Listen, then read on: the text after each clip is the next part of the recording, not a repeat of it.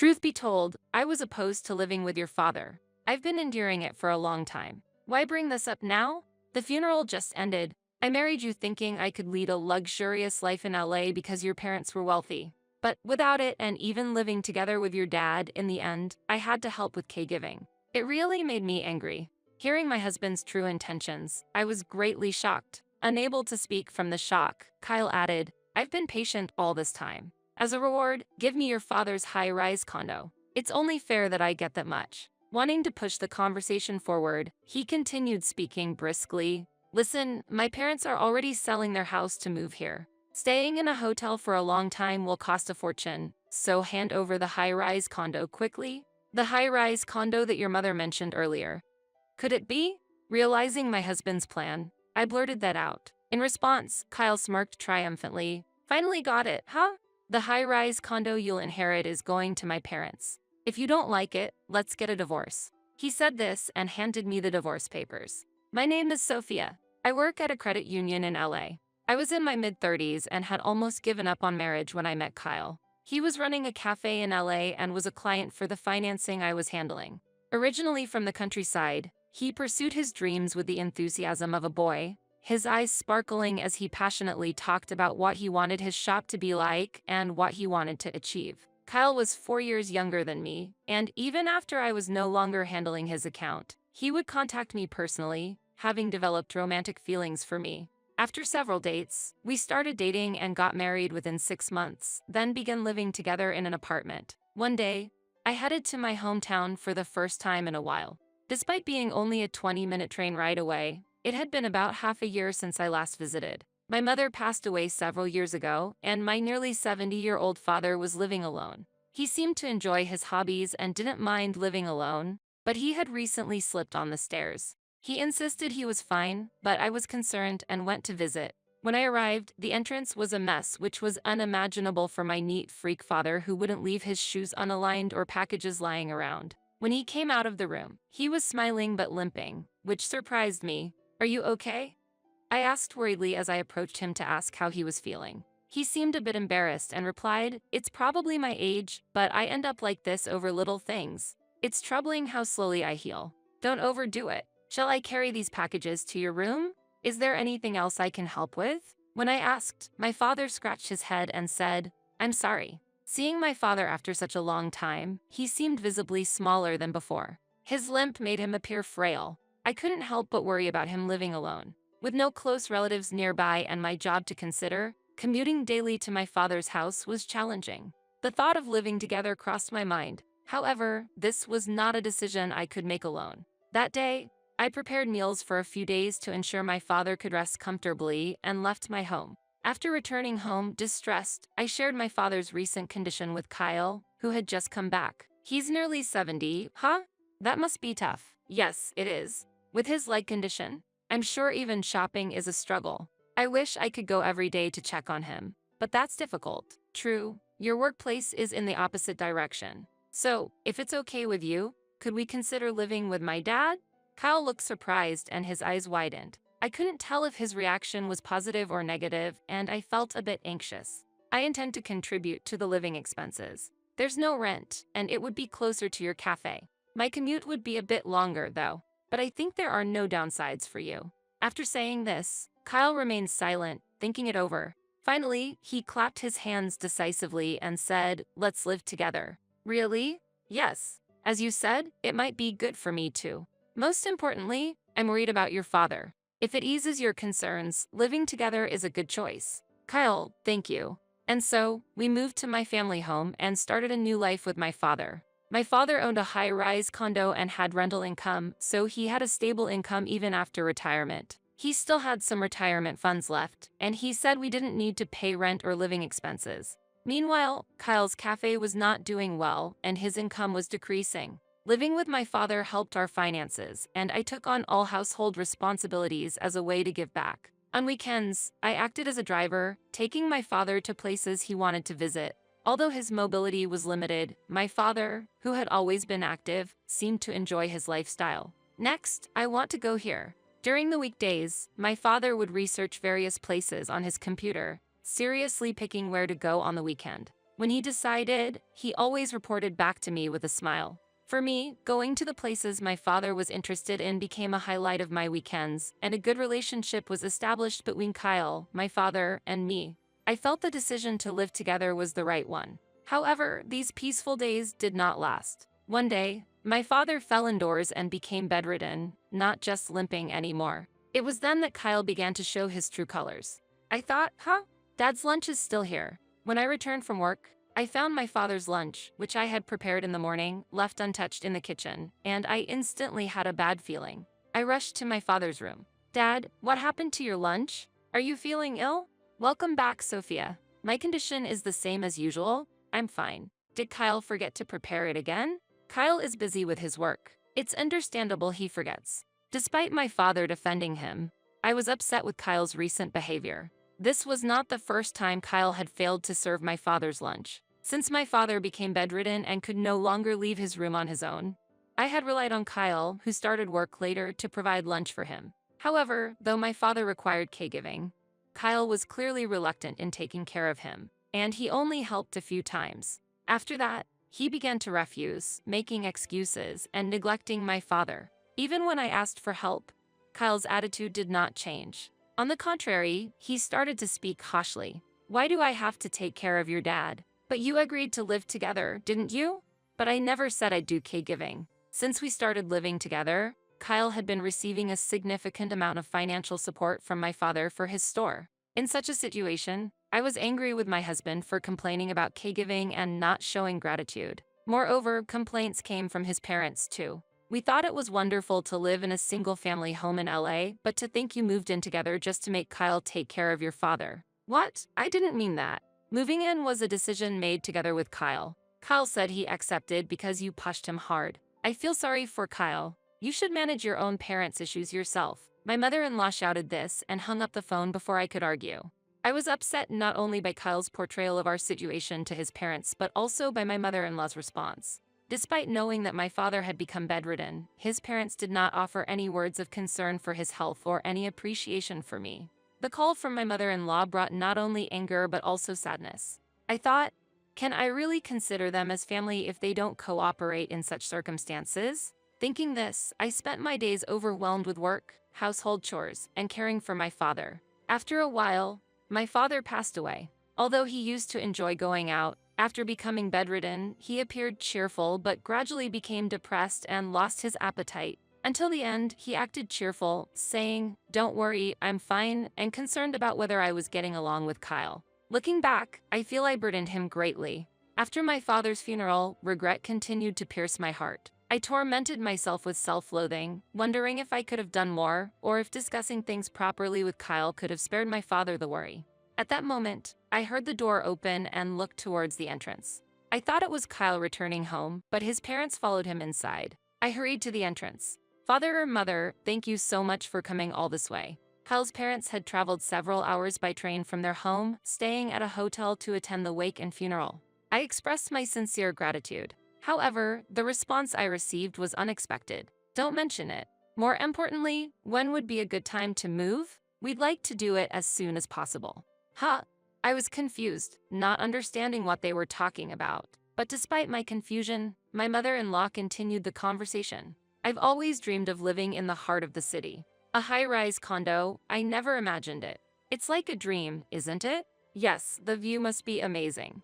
I can hardly wait." My father-in-law replied with anticipation. I was bewildered by the sudden mention of moving and high-rise condo, unable to grasp the situation. "Mom and Dad have always dreamed of living in a high-rise condo," Kyle said. As I remained silent, Kyle, frustrated by my lack of response, glared at me. "Truth be told, I was opposed to living with your father. I've been enduring it for a long time. Why bring this up now? The funeral just ended. I married you thinking I could lead a luxurious life in LA because your parents were wealthy. But without it and even living together with your dad, in the end, I had to help with caregiving." It really made me angry. Hearing my husband's true intentions, I was greatly shocked. Unable to speak from the shock, Kyle added, "I've been patient all this time. As a reward, give me your father's high-rise condo. It's only fair that I get that much." "Reward? But you've received considerable support from my father too, right? That doesn't matter anymore. It was really helpful while it lasted. What? My anger rose as I felt my father was belittled, but Kyle seemed indifferent. Wanting to push the conversation forward, he continued speaking briskly. Listen, my parents are already selling their house to move here. Staying in a hotel for a long time will cost a fortune, so hand over the high-rise condo quickly. The high-rise condo that your mother mentioned earlier. Could it be? Realizing my husband's plan, I blurted that out. In response, Kyle smirked triumphantly. Finally got it, huh? The high-rise condo you'll inherit is going to my parents. If you don't like it, let's get a divorce. He said this and handed me the divorce papers. At the word divorce, something inside me snapped. I thought, I've reached my limit. Okay. What? Kyle looked unable to hide his surprise at my brisk reply. Hey, are you serious? You're saying you want to divorce? That's fine. I can imagine continuing to live with someone who married me for money and despises even the help my father gave. Just get out of my sight. I shouted loudly and snatched the divorce papers from Kyle. For a moment, he was taken aback, but he quickly regained his composure. Your father has passed away, and you're not thinking clearly. What? I'll give you 3 days to think it over. Make sure you don't regret this. With that, he left the house, taking his parents with him. 3 days later, as scheduled, Kyle and his parents showed up in front of the high-rise condo. They were trying to enter the condo without permission, but I had already taken precautions. When Kyle rang the intercom, someone appeared from inside the house. This will be ours from now on. Could you please leave quickly? Kyle was saying that politely, but his attitude conveyed disdain. However, the person calmly responded to Kyle, saying, I own this property. I cannot leave. That's impossible. My wife inherited this high-rise condo. It can't be yours. Unfortunately, what this person is saying is correct. Hot Sophia. Surprised to see me emerge from behind the resident, Kyle was taken aback. I explained to Kyle, this person is Mr. Simpson, a friend of my father. He has been living here for a while, but it doesn't make sense for this to be his. It was originally your father's and you were supposed to inherit it, weren't you? This room has already been sold. What? Mr. Simpson had been living in the high-rise condo owned by my father for some time and had frequently visited our family home even after my father fell ill. After my father's death and learning Kyle's true intentions, I decided not to let things go his way and sold the high-rise condo to Mr. Simpson. When Kyle learned that, he flew into a rage, confronted me, and hurled insults. What are you deciding on your own? What about the place meant for my parents to live? Well, do you even realize what you've done? Do you think it's okay to make such a big decision without your husband's consent? We're not married anymore, are we? What? Surprised by my response, I calmly answered. You said if I didn't want to hand over the high-rise condo, we should get a divorce. That's invalid. You tricked us, so I won't divorce you until you've paid for your mistakes. If you say you'll buy back the high-rise condo for my parents, I might consider not getting a divorce. I was just dumbfounded by Kyle's claim. I regretted ever marrying such a self-centered person. Unfortunately, the divorce papers have already been submitted. You brought the filled-out divorce papers, didn't you? Also, I plan to sue you for compensation. Compensation? Don't joke. I haven't done anything to be sued for. At the word compensation, Kyle seemed to care less about the divorce and made a fuss. I was confident of my victory. Let me explain that in detail as a lawyer. Mr. Simpson, who turned out to be a lawyer, intervened in our tense situation. Kyle couldn't hide his surprise upon learning that Mr. Simpson was a lawyer. You have verbally abused Sophia, who was caring for her father, and even after her father's death, you aggressively pursued the inheritance, causing her mental distress. These actions are sufficient grounds for a claim for damages. That's a lie. In front of liar Mr. Simpson, Kyle found himself unable to respond. Behind him, his parents were also looking terrified. A few minutes of silence followed. Unable to bear the weight of the silence, Kyle appeared on the verge of tears. Wait, Sophia. I was wrong. I apologize, so please drop the claim for compensation. My plan was... I intended to clear my debts by giving the high-rise condo to my parents. Kyle pleaded, but it was no longer of any concern to me. As I silently stared at Kyle with a cold look, my former mother-in-law began to speak. Sophia, Kyle was wrong this time. We apologize, too. Could you please give us the condo? She seemed to have a strong desire for the high-rise condo, as she asked me with tears in her eyes. I'm asking you, too. Her husband added desperately, but my anger was not appeased. No matter how much my former husband and his parents apologized, my heart would not be swayed. Isn't it too convenient to apologize and seek forgiveness now? The condo is already Mr. Simpson's, and I will claim compensation. Please never show yourself in front of me again. As I spoke coldly, Mr. Simpson continued as if to support me. If you continue to stay here, we will have to call the police. Are you okay with that? All right, we're leaving. At the mention of the police, Kyle and his parents hurriedly left the condo. Months later, after a fallout with his parents due to differing stories, Kyle, with no sources of funding left and the cafe business continuing to worsen, found himself unable to borrow money from anywhere and eventually had to close down. Having lived a carefree life, Kyle searched for a job, but no place would hire him due to his self-centered nature, and he ended up bouncing between day jobs to scrape by. His parents started renting an apartment in the city with the money from the sold house, but their funds were quickly depleted due to high rent and living costs, and now they both are working part-time to make ends meet. I sold the family home, which was too large for me alone, and bought a new apartment. After the hectic days, I have finally settled down, and lately, I am slowly reclaiming my time. I am looking forward to finding hobbies and enriching my life, just like my father, who had many interests.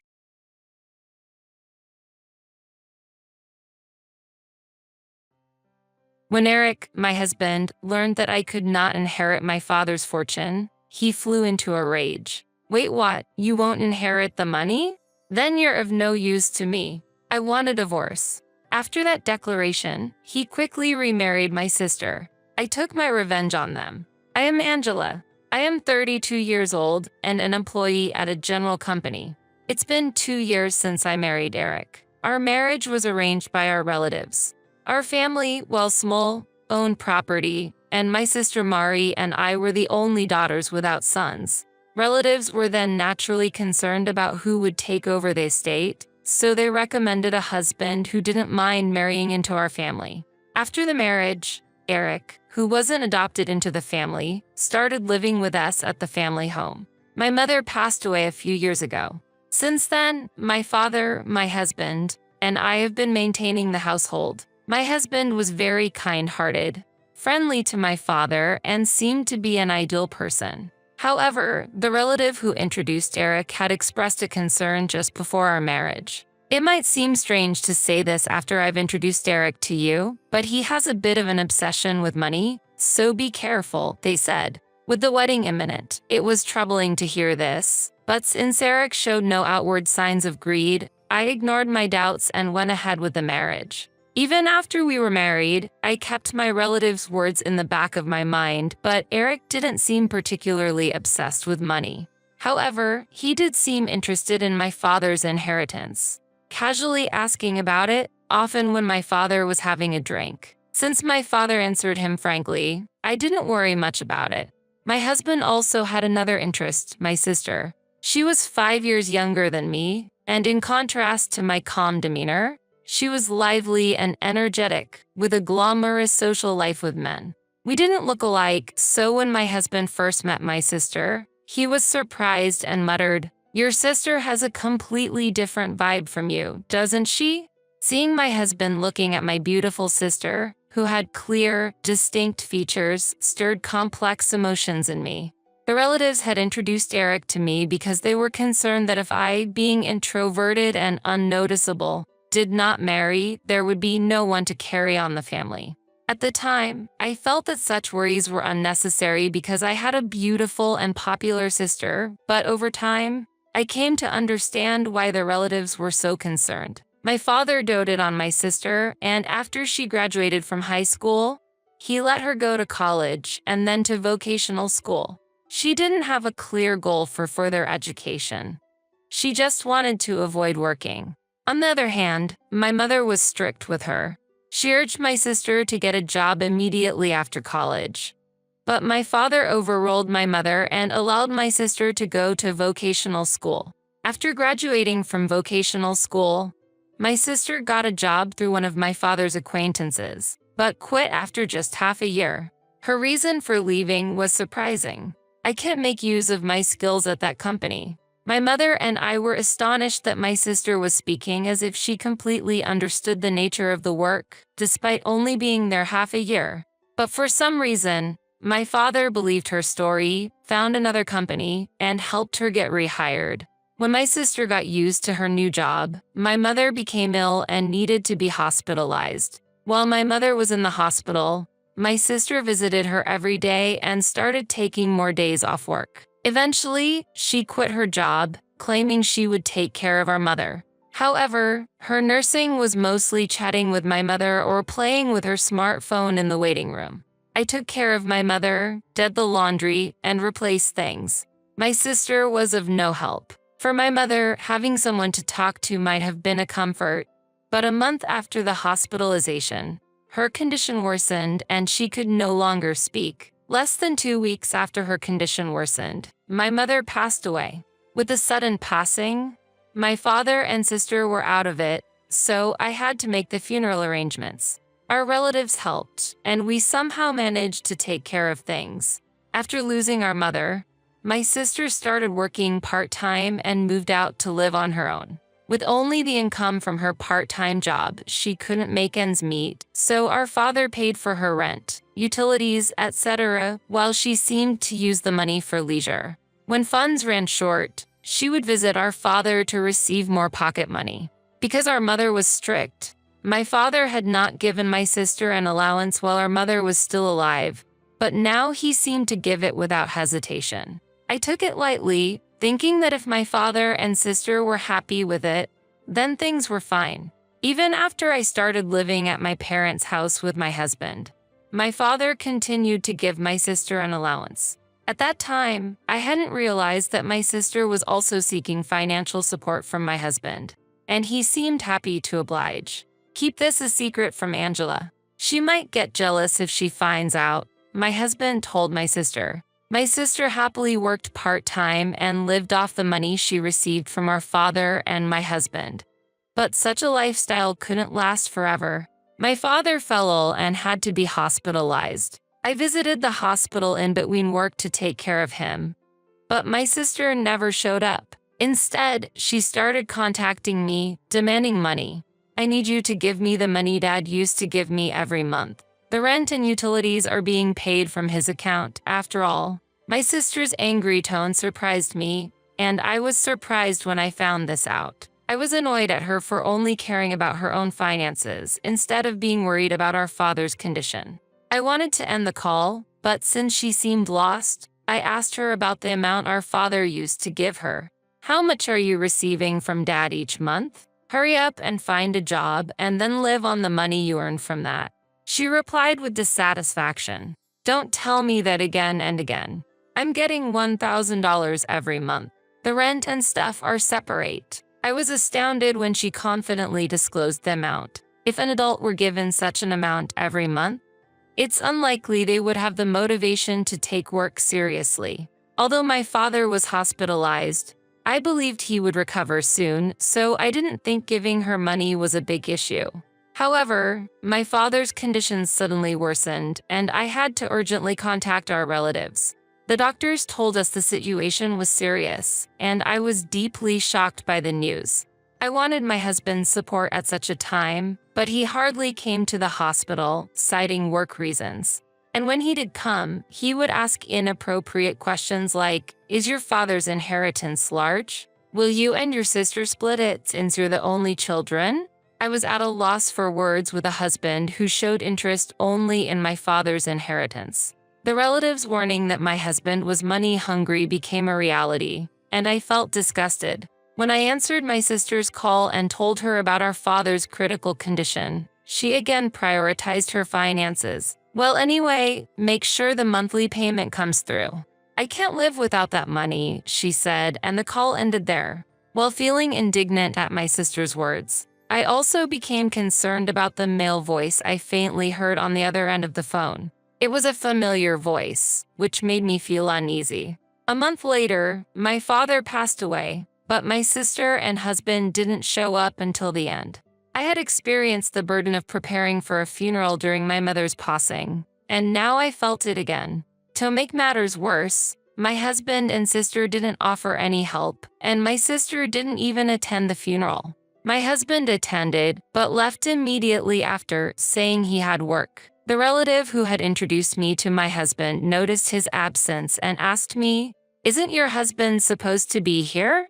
Isn't it odd for the main person in mourning to be absent? All I could do was respond with a wry smile. I guess he's busy with work and had to leave, I said. Hearing my response, the relative sighed, but I also felt a deep desire to sigh. After my father's funeral ended quietly, and I had a moment of relief, my husband asked me with a smirk, "Finally, huh? So how much will you inherit?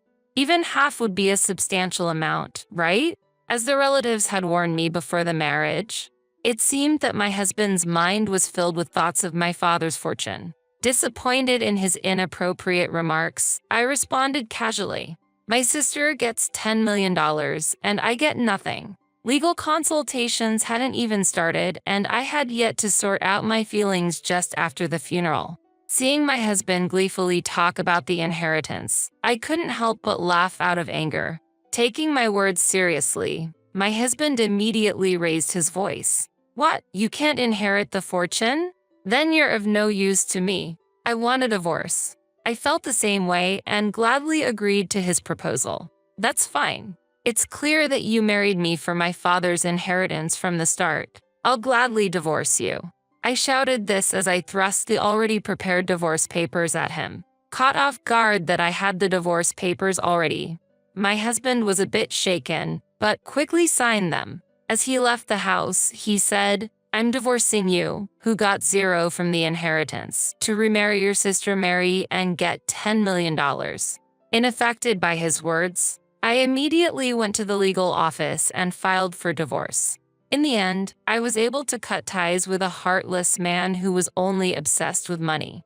The next day, my ex-husband rushed to submit a marriage registration to marry my sister. A few days later, he called me. Still believing the previous story, he raised his voice.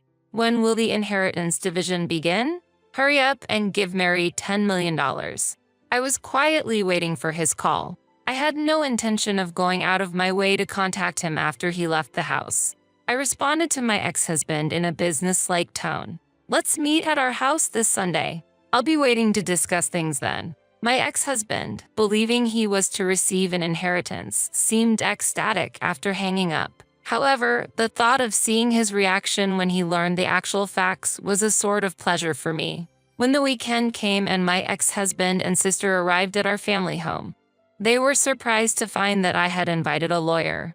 But my ex-husband began to speak as if he were still satisfied. Of course, when inheriting a large sum of money, the presence of a lawyer is required. The lawyer then began to speak to my ex-husband with a puzzled look. "There is the matter of the inheritance. But before that, there is the issue of the compensation claim from Angela to you, Eric." As he said this, he showed him some photos. The photos captured my ex-husband leaving my sister's house, with the dates clearly marked. The lawyer continued to explain in detail to my ex-husband. "Here are photos that serve as evidence of infidelity before the divorce was finalized. Therefore, a payment for compensation is necessary."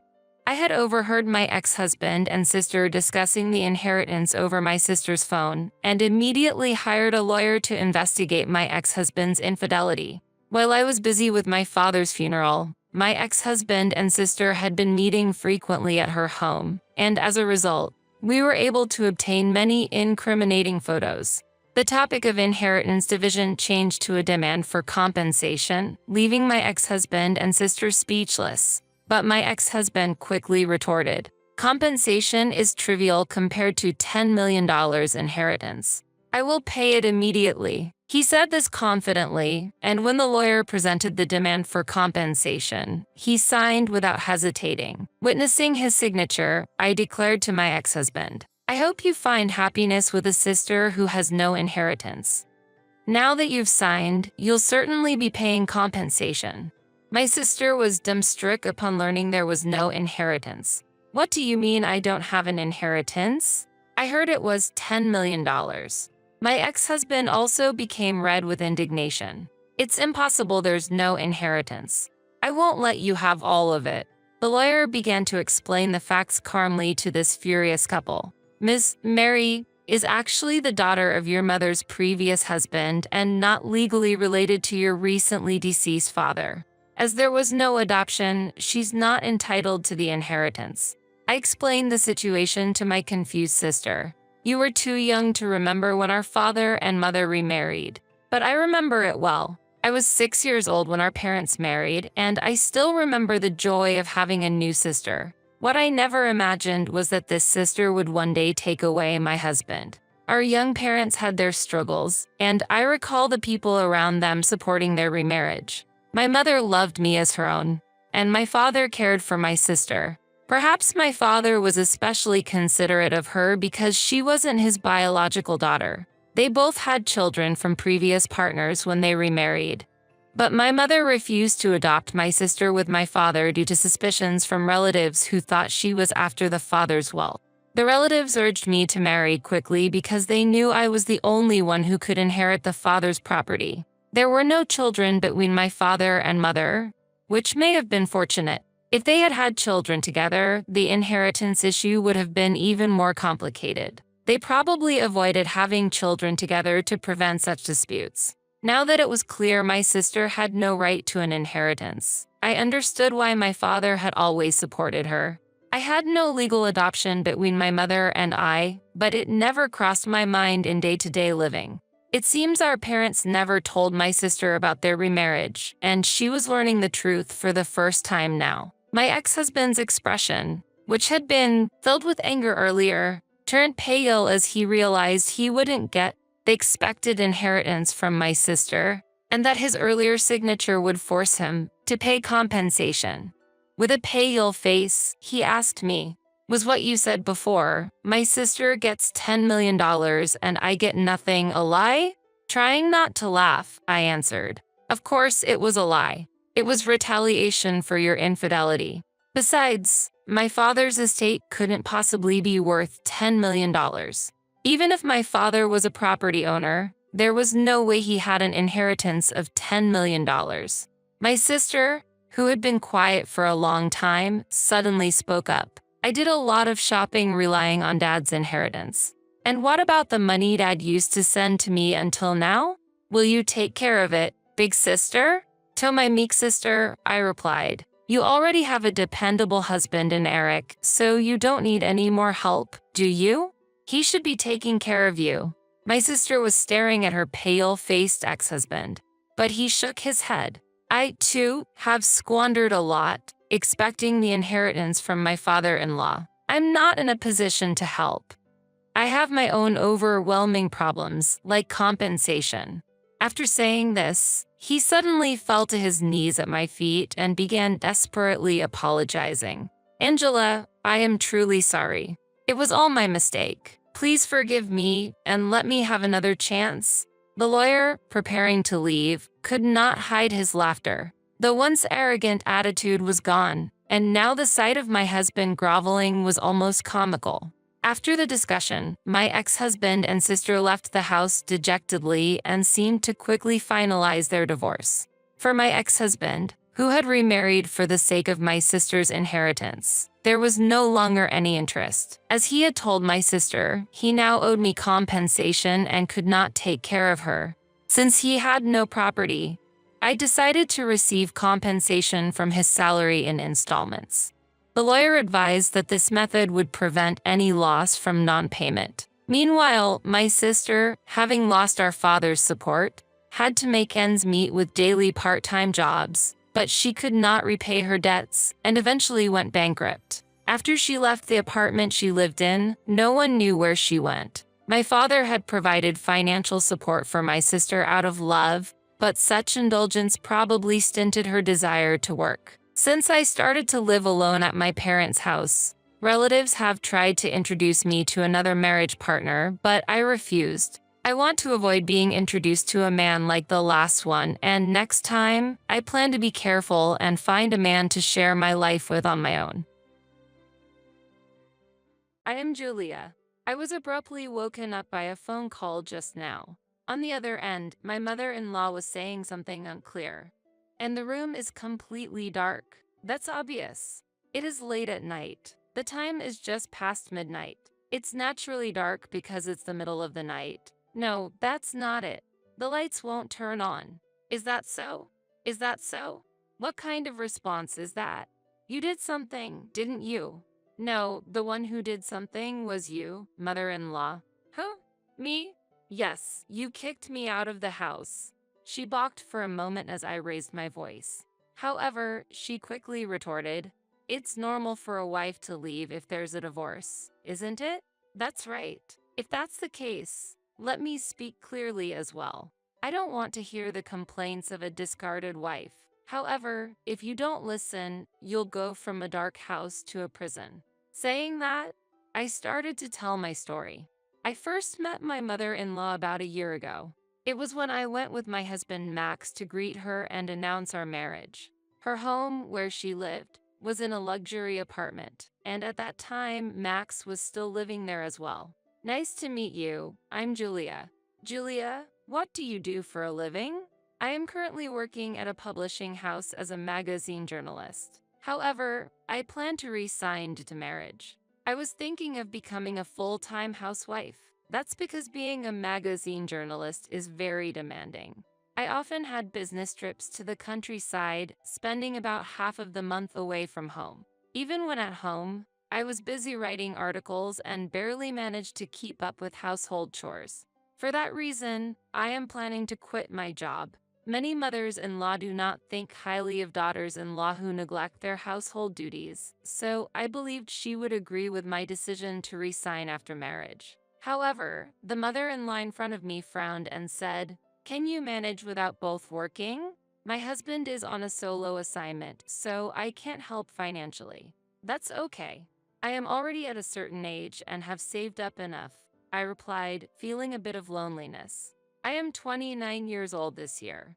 Despite this, I had neither a fiancé or a boyfriend and was so busy with work that I hardly had any male friends. My classmates were getting married one after another, and I was even receiving wedding invitations from colleagues at work. Feeling that this was not good, I started looking for a partner a year ago. I participated in matchmaking events almost every week, and finally found a reliable husband with a sturdy build who works at a security company. We matched in personality and interests. Therefore, we started considering marriage early on. It seemed Max felt the same way, as he proposed to me just a few months after we started dating. Our decision to marry was firm. Even though my mother-in-law opposed it, we intended to get married. While thinking about this, my mother-in-law said to me, "At this age, there are times I think I should have continued working. Is that so?" "Yes, so keep working. Don't have regrets." "Understood. I will continue working." Upon reflection, I felt there was some truth to her words. Thus, I decided to keep my job, and my mother-in-law also agreed to our marriage. Thus, we decided to get married. After submitting our marriage registration, I discussed with Max about our new home. Max was worried about his mother and wanted to live with her if possible. Having lived in his family home for a long time, he said it felt more settled. However, I was opposed. I wanted to avoid living with my mother-in-law at all costs. It might be one-sided, but I thought living together as daughter-in-law and mother-in-law could lead to trouble. I thought it would be better to live separately from the start to avoid any trouble. Max and I did not agree, and time passed by. Still, it was an issue that couldn't be ignored. As we continued discussing, Max made a suggestion. "Then, shall we ask my mother's opinion?" "Your mother's opinion?" "Yeah. Mom doesn't say anything wrong." At that moment, I was momentarily perplexed. Believing one's mother is always right is a typical characteristic of a mama's boy. Could it be, my husband is a mama's boy? If so, the mother-in-law would surely push for living together. I quickly said to Max, "Wait a moment. What? We are adults too, and relying on your mother is..." "Don't worry. It's not strange to listen to the advice of an elder." While saying this, Max dialed his mother's number. He was smiling brightly, and an indescribable atmosphere was floating around. Inside, I was panicking. Mom?" "Actually," Max explained the situation to his mother with a smile. Just when I thought it was over, Max's expression changed. Yeah, I understand." He ended the call looking dejected. "What's wrong?" When I asked, Max replied grumpily, She said we should rent an apartment together, just the two of us. Really? Why, you seem happy? Do I? I wanted to live with Mom. But your mother said you two should live by yourselves, right? Yeah, Max answered, clearly dissatisfied. In the end, it seemed he was not fully convinced. When I said I would pay the rent, Max reluctantly accepted. Thus, we somehow began our married life. Once we actually started living together, the joy was indescribable. We could fully enjoy our common hobby of watching movies without my mother-in-law interrupting. Also, when I was busy with work, Max actively helped with cooking and laundry. Before we got married, laundry would pile up, and I often relied on frozen meals. But having Max around meant I didn't have to worry about that anymore. He even came to greet me when I returned home. I was once again feeling how reassuring it was to have Max with me. One day, while feeling this happiness, I had to go on a business trip to Florida. I'll be gone for 5 days, but I'll try to come back as soon as possible, I told Max as I left the house. Since our newlywed life was so enjoyable, I couldn't wait to return and finish my assignments ahead of schedule. I wonder if he'll be surprised by just a one-day difference? Thinking this, I hurried home. When I opened the front door of the house, I could hear voices coming from the room. Max, the delicious food is ready. It was my mother-in-law's voice. I could also hear my husband's voice. Your cooking really is the best, Mom. Isn't it? Julia's cooking is a bit. Are you staying over tonight? Yes, I plan to. Hearing the cheerful conversation between my mother-in-law and husband made me a bit irritated. I'm certainly not good at cooking, but I didn't think I was completely incapable. Being criticized so openly made me angry. Usually, my husband never complained about me. This definitely sounded like something a mama's boy would say. I laughed self-deprecatingly and swung the living room door open with force. I'm home, I said loudly. At that moment, both my husband and mother-in-law jumped in surprise. Welcome back, Julia. You're early, my husband said to me, sounding frightened. I finished my work early. By the way, why is your mother here? She heard you were away and came to make dinner specially. And she's staying over? Well, my husband stuttered. Looking at my mother-in-law, she hurriedly began to clean up. Mother-in-law, are you staying over? I really want to, but wouldn't I be in the way? Yes, you would, I answered, just as my husband raised his voice. How could she be in the way? She's my mother, and even though by marriage, she's your mother too, Julia. But we are newlyweds. So what if we are? What does that have to do with anything? My husband stood up and shouted. Overwhelmed by his attitude, I fell silent. Feeling he had gained the upper hand, my husband said, Mom, you're staying over tonight, right? Is that okay? It's fine. Then, I'll stay over. My mother-in-law answered with a broad smile. Seeing her face, I couldn't utter a word. At this moment, it seemed my role was cemented. Since that day, my mother-in-law began staying at our house frequently. Effectively, I was placed at the bottom of the household hierarchy. When I told my husband I would be late from work, he casually said, It's okay. I'll have Mom come over. What will your mother do when she comes? She'll cook and do the laundry. Didn't Max used to do that before? Mom does it better. But is my mom in the way? When my husband pressed me like that, I couldn't argue back. I didn't want to be seen as a daughter-in-law who finds her mother-in-law bothersome. In the end, I had no choice but to follow what my husband said. However, I needed to find a solution to this situation. I began to ponder a good resolution during breaks at work, but such ideas are not easily conceived. At that moment, I suddenly received an email from my parents. When I read the email, I sighed and muttered, They're doing whatever they want again. My parents are always all in on everything and act quickly once they decide. This time, they seemed to find charm in rural life. They informed me that they had moved to a small town in the countryside. Moreover, the move was inspired by an article I had written, so I couldn't even complain. When I asked about what they planned to do with their house and land, they said they would transfer it to me. However, I am currently enjoying my married life in a condo, and receiving a house and land would only complicate things. My parents also said I could sell them, but it's not that simple. Do you understand about the gift tax? If I receive a house and land, it's natural for gift tax to occur. Even if I have savings, I don't have the margin to pay such taxes. I have a sister, but she's a graduate student and not in a position to pay. Likewise, relatives are unlikely to accept the land or house considering the tax implications. Well, knowing those two, they've probably already discussed it with their relatives. This means that even if I accept the house and land, it would not cause problems among relatives. However, the obligation to pay taxes would fall on me. I decided to discuss this issue first with my husband. It turns out, we're going to receive the house and land. If we have a house, we can move there and save on rent, Max suggested. Based on Max's suggestion, we decided to move to the house that used to be my family home.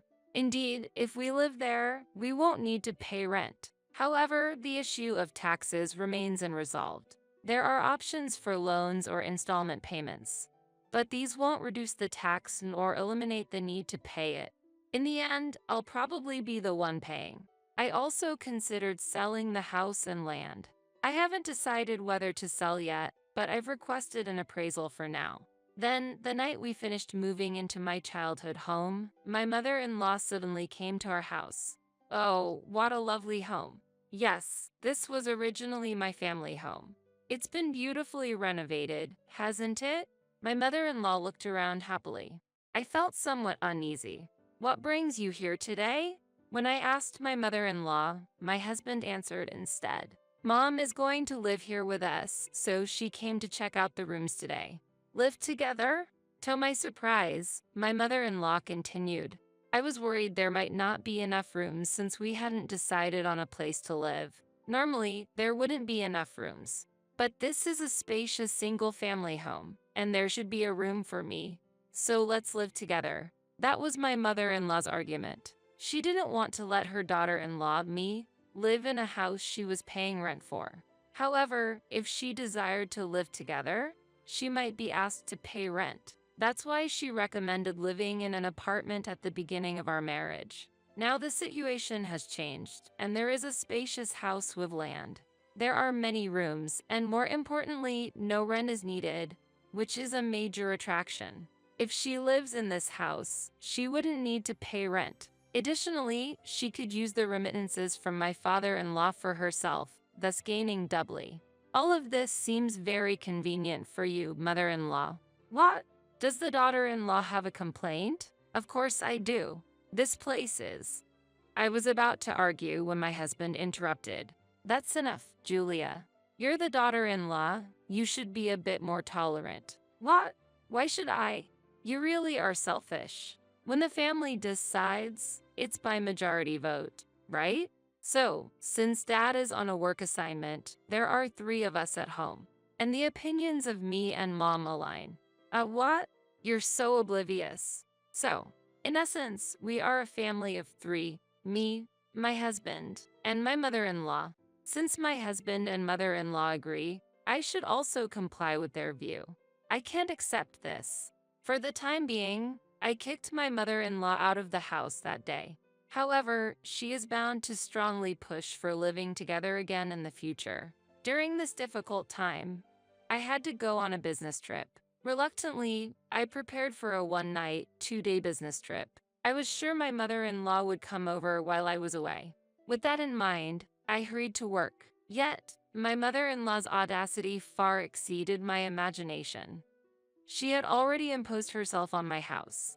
What is this? When I returned home, there was a truck parked in front of the house, and furniture like chests and dressing tables were being moved in. It looked as though someone was moving in, and then my mother-in-law suddenly appeared. Welcome back, Julia. What are you doing? I'm moving in. You can't be serious. Looking forward to living together. My mother-in-law smiled broadly, taking advantage of my absence. She had already moved in. This is absolutely impossible. For a daughter-in-law, you really don't know when to give up. If you don't like it, I'll just have to kick you out. Kick me out? This is my house. Anyway, I'll remove your things myself. Saying that, I entered the house.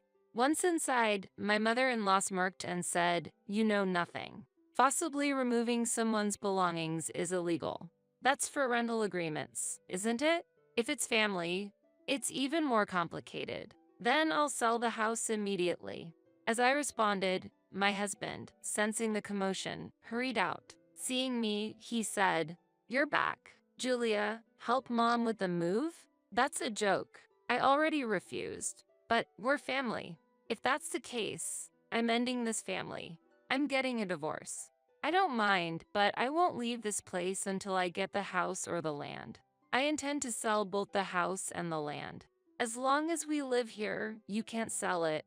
My husband glared at me as he said this defiantly. This isn't a discussion. I'm getting a divorce anyway, so from now on, contact me through a lawyer. Saying that, I rushed inside the house and gathered the necessary items from my room. Then, I left the house immediately. Afterward, I quickly arranged to move my belongings out. The destination for my belongings was my sister's house.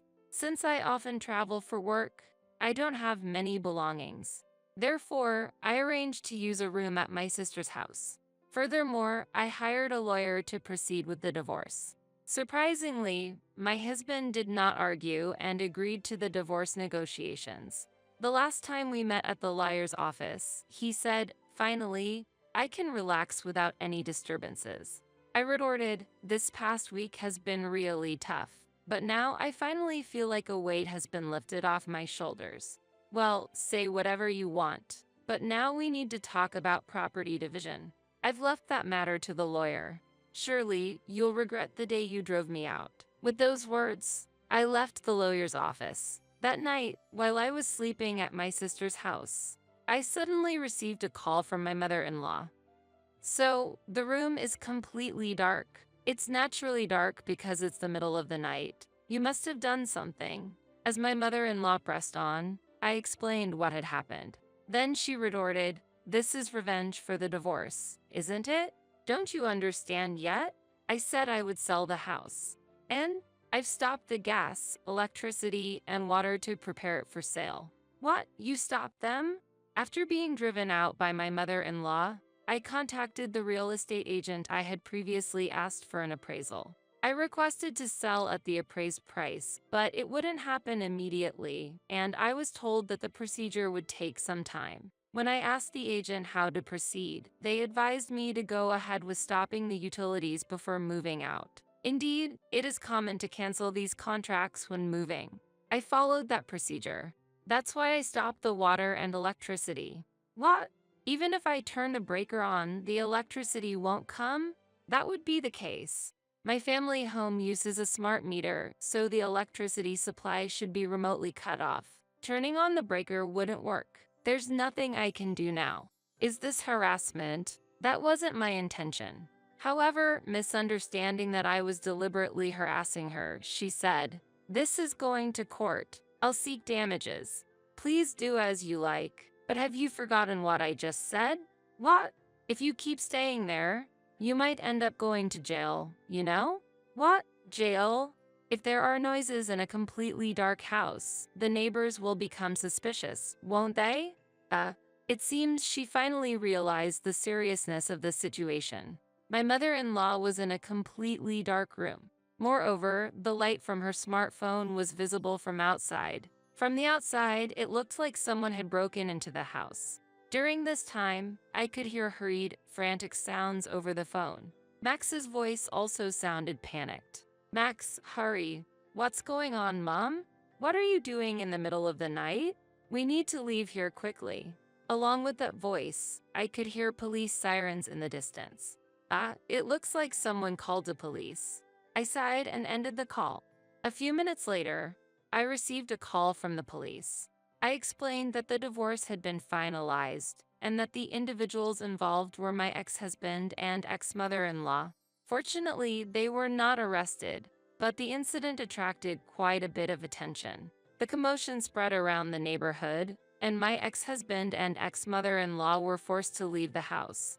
Moreover, this issue reached his workplace, and it seems he was fired. Since he worked for a security company where trust is paramount, this outcome was expected. Having lost their place to live, my ex-husband and ex-mother-in-law moved in with my ex-father-in-law, who was on a work assignment. There, they received a severe reprimand and are currently working part-time at my ex-father-in-law's company. Later, I received a message from my ex-father-in-law that they would pay alimony from their part-time earnings. As for myself, this whole experience was recognized, and I was transferred to a department dealing with mother-in-law and daughter-in-law issues in a weekly magazine. I now travel less and have a better environment to focus on my work. The house and land were sold, but the amount left after paying the taxes was not substantial. However, it is enough for a down payment on a new condo, so I'm considering buying one once things settle down. In the future, I hope to live there with a new partner, and for that reason, I am actively participating in matchmaking activities again.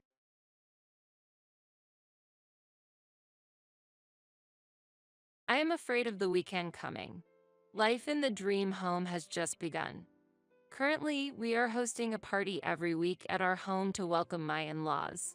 My wishes are not reflected, and my time for rest is being cut short. At the party, I am made to work as hands and feet for my in-laws. My spouse and I have been married for 3 years, working together. In the early days of our marriage, we lived in a 2-room rental apartment. Hey, shall we start building our own house soon? Yes, I also want to live in our own house. Buying a house was a big investment. I supported my husband, who is loose with money, and worked hard on saving and budgeting. Finally, we were able to see the possibility of buying our own house and started looking for a property. How's the property search going?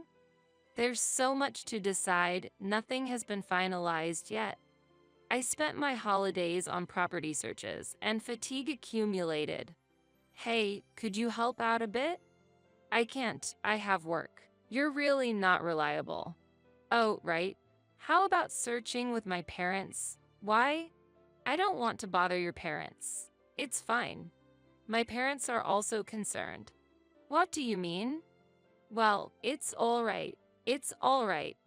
Although I was concerned about my husband's hesitant talk, honestly, I was not good at getting along with my in-laws and preferred to avoid spending time together. Despite this, contrary to my expectations, I was contacted by my in-laws right away. Hey, have you decided on the new house? I was thinking of asking a construction company run by my friend. No, we want to decide on the new house by ourselves. Despite my indirect refusal, a few days later, I heard from a contact about a very good piece of land. I heard the construction company hasn't contacted you. Did you make sure to contact them? Before I knew it, plans were underway to build a house on a piece of land I didn't know about, by a construction company I didn't even know. Actually, we want to decide everything by ourselves. Oh, my son said he wants us to take care of it. Make sure all the appliances are fully electric. The intervention by my in-laws became stronger day by day. I asked my husband to ask his parents to stop interfering. Why can't you accept my parents' suggestions? I want to hear your thoughts. It's noisy. Just take my parents' opinions as mine. How can you say that? Proposing to create a vegetable patch where the car is supposed to be parked or installing a pizza oven in the kitchen, are those really your ideas? After such exchanges, one day came just before the construction was to start. Please confirm the contents of this contract one more time. It was a call from the construction company we had commissioned to build the new house. Since I had thoroughly discussed it with the architect, I replied, yes, there's no problem. Is there any mistake? The person from the construction company continued somewhat reluctantly. I had heard it was for you and your spouse to live in. Yes, that's right. What about it? Then the person from the construction company shared a shocking fact. This design, it's almost like it's for a 2-generation household. I felt a sensation of my head turning blank. That's not right. I don't know how the plan was carried out, But my in-laws had intervened without permission in the design. I confirmed with the construction company, saying changes are necessary, and had it altered. Moreover, they spoke as if I had agreed to those changes. The construction company was also perplexed, and I deeply apologize. Then farm tools were delivered to where the garage was supposed to be made, and it had been switched to a plan to start a home garden. This, too, was the work of my in-laws. The builder asked me, "Is it really okay to start construction?" A few days later, a notice of unexpected furniture delivery was in the mailbox. It was cash on delivery, and again, this was the work of my in-laws. This was clearly overstepping. It was no longer possible to solve this through my husband. I reached my limit of patience and appealed directly to my in-laws. "Father, mother, please stop acting on your own. Why is it bad? It's wrong for you to interfere in the house we will live in." "What? Our house?" Incredibly, it seemed my in-laws had assumed we would be living together. I hurriedly contacted my husband. "Your parents have a big misunderstanding." "What do you mean?" "They think they will live in our new house with us." Oh, that conversation. My heart chilled at my husband's calm reaction. I couldn't believe it. "I think that's the best idea." "What are you talking about? I haven't heard anything about this." "Well, I'm telling you now. That should be enough." Unbelievable. I absolutely oppose it. Wait a minute. This is about my parents. Why do you oppose it? It seemed my husband had no doubts about living with his parents. On the other hand, he pressed as if to blame me for my opposition. "Can't you, as a wife, get along with my parents?" But the design was changed without my consent. "Well, the elderly like to meddle. It's from goodwill." "That's not possible. There's no trust between me, you, and your parents. We can build that trust from now on. The problem is now. I can't live with people I can't trust. You're being too sensitive." "Then, we should cancel the new house plan. Stop the construction. Let's calm down." My firm opposition led to the cancellation of the plan to live with my in-laws. Doubts about my husband remained unresolved, and it seemed he was also dissatisfied with me. Amidst this, our new house was finally completed. I felt positive for the first time in a while about deepening our family bonds while cooperating with my husband in this house. On moving day, when we had settled the luggage, my husband broached an important topic. "Now that we have our own house, I've started to feel the responsibility of being the head of the family." "I see. I want you to listen. I want you, as my wife, to have that sense of responsibility too. Being a wife, isn't that a bit much?" "Hey, I'm being serious here." I felt a bit of discomfort at my husband's confident posture with his arms crossed. However, thinking it was good that he started to feel a sense of responsibility, I replied, "Yes, understood." But I would soon regret that decision. It was the weekend, and my husband called me on his way home. "Tomorrow, I've invited some colleagues from work over. I need you to prepare for the party." "What, tomorrow? Why so sudden?" "Why? Because it's tomorrow. You'll have time to prepare." "But I have a hair salon appointment tomorrow." "What are you talking about?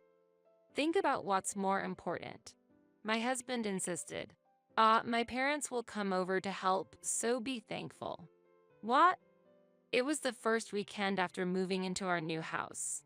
I was looking forward to changing the layout of the kitchen and living room, but my excitement vanished in an instant.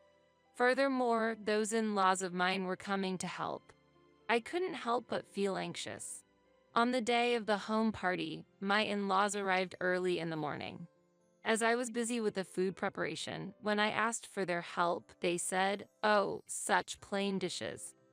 At least order some finger food. I'll handle the ordering." Actually, the food is already prepared and we have finger food ready. We can't afford any more orders. What are you saying? Are you trying to shame your husband? Being stingy could affect your husband's promotion. What an understanding wife you are. Could you help with the party preparations instead? Sorry, I have a hair salon appointment. See you later. Make sure to set up the food properly when it arrives. Leaving those words behind, my in-laws went out after only making their demands known. My husband was still asleep in his room. Somehow, I managed to finish the party preparations in time. When I tried to get myself ready before the guests arrived. Look, this place is dirty. Hey, what's this dust in the entrance? Clean it properly. We're running low on beer, go buy more. Ordered around by my husband and in-laws, who had just gotten ready, I ended up welcoming the guests without even having time to put on makeup. Welcome, everyone. Please, this way. Now, serve the guests some drinks. Hurry up, will you? The party that day was the toughest for me.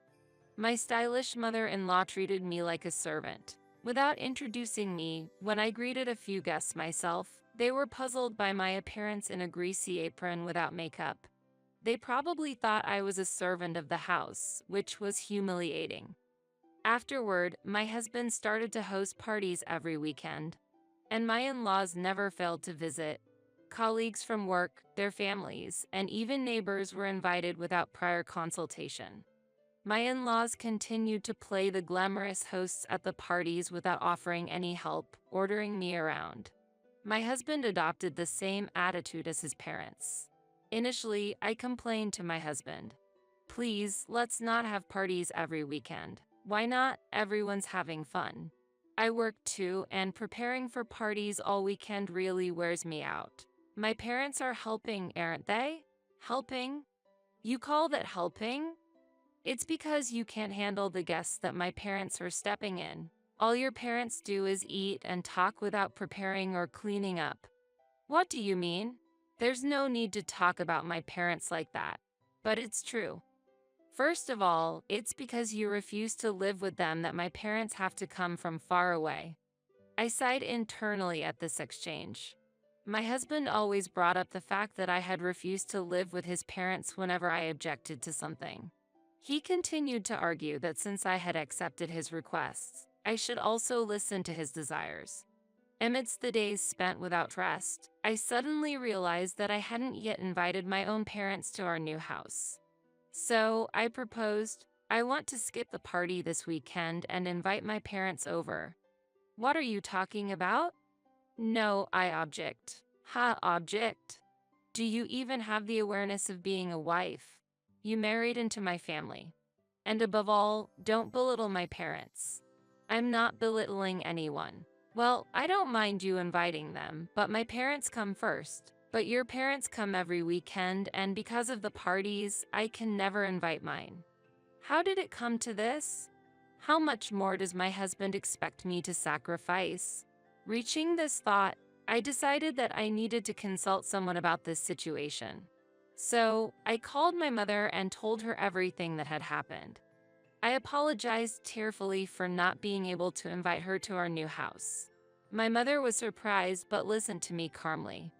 For now, come home this weekend, but I have to prepare for the party. You still haven't realized it, have you?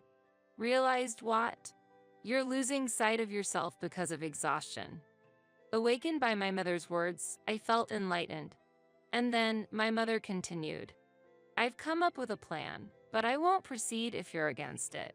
Hearing the plan, I was taken aback. If executed, it would have a significant impact on my husband. I was left unsure whether to proceed. Talk to him one more time, then decide.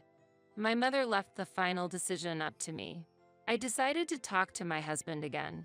Why are we back to this topic? Just invite your parents when mine aren't here. I interrupted my husband's words and made my position clear. Listen, this is your last chance. Not to plan home parties on his own. Of course, to get my consent for his parents' weekly visits too. And this time, to invite my parents. I conveyed these conditions, hoping my husband would accept them. Last chance, you're joking. I won't allow you or your parents to do as you please anymore. Listen, since you refuse to live with my parents, you should prioritize them. As usual, my husband started blaming me for lacking family awareness. Furthermore, he stated, "A wife like you won't allow her family through our door. Never invite your parents, and if you're dissatisfied, leave." Realizing that arguing with him was futile, I had hoped patience would lead to his concession, but it was the opposite. Biting my lip, I conveyed my last hope, "You'll regret this." However, he scoffed, "I won't regret it, don't show your face to me again." With that, I left the house and spent some time at my parents' house. As time passed, I regained my composure. Following my husband had made me realize how brainwashed I had been. For my husband, it turned out that his self-esteem and vanity were more valuable than the concept of family. In his desire to appear admirable, he exploited our new house and his wife's role for selfish purposes. Afterward, I decided to listen to my mother's proposal. Several weeks had passed since I returned to my parents' home. My health had recovered. Since my workplace was close to my parents' home, my enthusiasm for work returned and I was living energetically. Yet, messages from my husband continued unabated, starting with "I'll forgive you if," always from a position of superiority. He was always concerned about the preparations for the home parties. Lately, the gatherings we planned at our house were canceled. "It's your fault. My position at work is getting worse because of this. How will you take responsibility? Think a little. I want you to fulfill your role as a wife at the important home parties." My husband was furious that I hadn't returned home, especially since he had a special home party planned for the end of the month. This party was to welcome important people from his workplace at our house, a highly prestigious event for him, supposedly ensuring his promotion if successful. On that special day, I, dressed up, headed to our home with my parents. My husband and in-laws were busy preparing to welcome the guests, managing the delivered food and drinks. My husband's bosses and colleagues were also present, and I exchanged greetings with them. "Oh, you look very charming in that dress." "Thank you." Seeing me, my husband and in-laws immediately approached with excitement. "Hey, what are you doing? Hurry up and help. What's with that outfit? What kind of wife are you, wandering around like that?" As my in-laws reached for the hem of my dress, my mother stepped forward from behind and clearly swatted their hands away. "Please don't touch the dress I designed with your greasy hands." "What is this? Who are you?" "Hey, that's my wife. You don't get to speak. It's unpleasant to be referred to in that manner towards my daughter." During this exchange, my husband's complexion rapidly changed. "You are what, daughter? You are the host of tonight's party, aren't you? Please show us around." "Oh, it was you who said we shouldn't cross the threshold of this house, right?" "Huh, what are you talking about? You said that?" Well, that." My husband's face turned from blue to red, changing like a traffic light. In fact, the guest of honor at today's gathering was my mother. My parents were executives in a major fashion industry company, and my husband's company had been planning to collaborate with the design department led by my mother for this fiscal year's business plan. Therefore, my husband suggested entertaining them with his proud home party. My mother, who operates under her maiden name, seemed unrecognized by my husband, although they had actually met before the marriage. Well, considering my husband's nature, he probably forgot. "Really, what kind of upbringing does your daughter have? Quick, to the kitchen. It's just right. Take your parents with you." "Stop it. This person is a special guest." "What?" My husband and in-laws were flustered and unsettled. My mother gave my husband a light glance, asking him to bring some drinks, please. Rushing to the kitchen, my husband returned with glasses. After checking the 2 glasses provided, she asked, "Could you also get one for my daughter?" Glancing at me, aware of his bosses and colleagues around, he brought a glass for me with his head down. I gracefully accepted it, giving my in-laws a firm look. "Could you also take care of the food?" What?" "Yes, understood. I'd like to sit down. Could you lend me a chair?" Yes, of course. Doesn't this seem like too few dishes?" Oh, does it? How about French? Shall we order some? Of course, the bill is on you." The budget is a bit. Oh dear, scrimping might affect your son's future, you know. While tilting my glass, I smiled warmly towards them. In fact, among those invited to today's party were individuals who had been acquainted with my mother from past visits to our house. And it seems they had relayed to my mother the cold treatment I received from my husband and in-laws at a previous home party. Dressed in a shabby apron, looking nothing like the lady of the house, I only realized she was your daughter when we exchanged greetings. She seemed very tired. My weakness had caused concern for my mother. Though I've regained my spirit now, that difficult period had weighed heavily on my heart. During the party, my mother kept my husband busy fetching drinks, continuously pointing out the work ethic of my in-laws, while my father deepened his acquaintance with people from my husband's workplace. After the party ended, I approached my husband. "Good work. Please, sign this." I handed him a divorce petition. Feeling humiliated by the day's events, my husband signed in a rage. Although my in-laws tried to stop him, my husband was resolute. "There, it's over. Don't ever show up in front of me again." Taking the divorce petition, I left my husband's house. Exiting the gate and looking back, I knew I would never return. Thus, I bid farewell to the dream home I once longed for. The house had changed my husband's character completely, and I had nearly lost myself in the process. My attachment to this house had already vanished. Leaving the home party behind felt liberating. Afterward, I focused on my work, trying to forget the unpleasant memories of the past. With the divorce, being freed from the mortgage payments of my husband's house and the expenses related to the parties, I found financial relief. I started a new life in a rented apartment, away from my parents' home. My ex-husband was transferred to another region by his company, seemingly seen as a liability in the business dealings involving my mother. Moving to a new place, my ex-husband could no longer live in the previous house.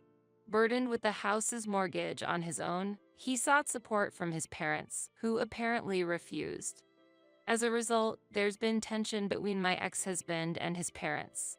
What became of the house after I left is unknown to me.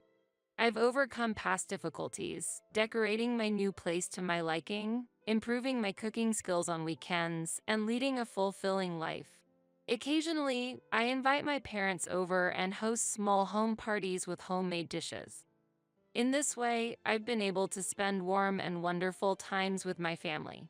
Moving forward, I plan to cherish my parents and live with gratitude for each happy day.